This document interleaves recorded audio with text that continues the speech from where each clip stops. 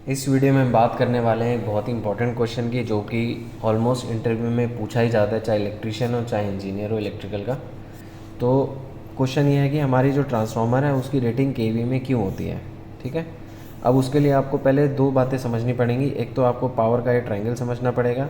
तीन टाइप की पावर होती है हमारी। ठीक है, केवीए होता है हमारा एपरेंट पावर,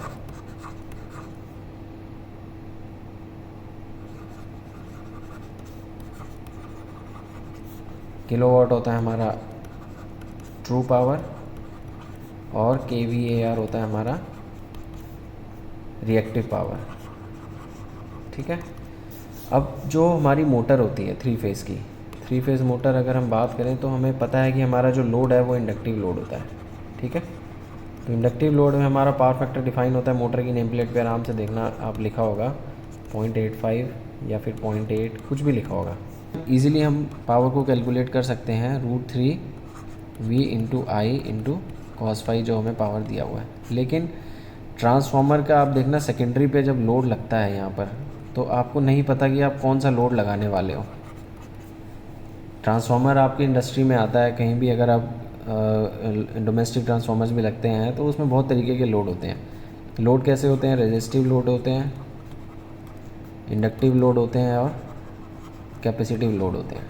ठीक है, तो ये नहीं पता कि आप कौन सा लोड लगाने वाले हो। ठीक है, इसलिए क्या होता है कि जो हमारा वोल्टेज फिक्स होता है, करंट फिक्स होता है इनपुट साइड में। ठीक है, उसी के बेस पे ही ट्रांसफार्मर की रेटिंग दी जाती है। तो अगर कोई भी इंटरव्यू में ये क्वेश्चन पूछा जाता है तो उसका आंसर सीधा सीधा ये है कि हमें पावर फैक्टर का नहीं पता होता। पावर फैक्टर मतलब कि हमारा कौन सा लोड लग रहा है ये नहीं पता होता। रेजिस्टिव लोड लग रहा है, इंडक्टिव लोड लग रहा है, या फिर कैपेसिटिव लोड लगाने वाले हम ट्रांसफार्मर में। इसलिए ये ट्रांसफार्मर की रेटिंग जो होती है हमारी केवीए में दी होती है, क्योंकि अगर हम चेंज भी कर सकते हैं ना इसके हिसाब से, लोड जो हमारी रिक्वायरमेंट है उसके हिसाब से।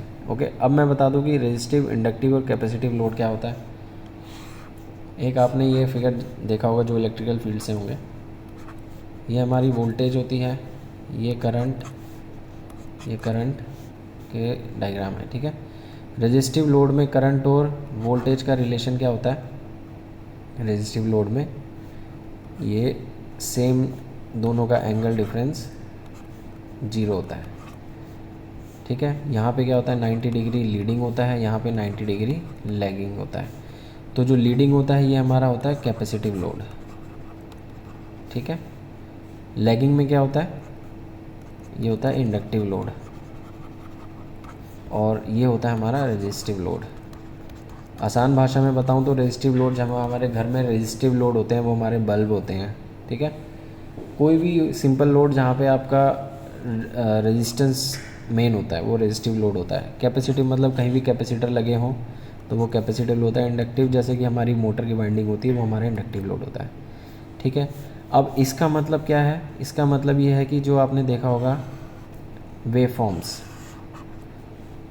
ये होती है हमारी वोल्टेज की वेव फॉर्म। ठीक है, अब क्या होगा, अगर मेरा रेजिस्टिव लोड होगा तो इन दोनों के बीच में एंगल 0 होगा, तो ये सेम वेव फॉर्म बनेगी। ठीक है, लेकिन अगर मैं इंडक्टिव लोड की बात करूं तो ये हमारा वोल्टेज का वेव फॉर्म है। तो इसमें क्या होता है कि हमारी जो वेव फॉर्म होती है वो हमारी लैगिंग चल रही होती है।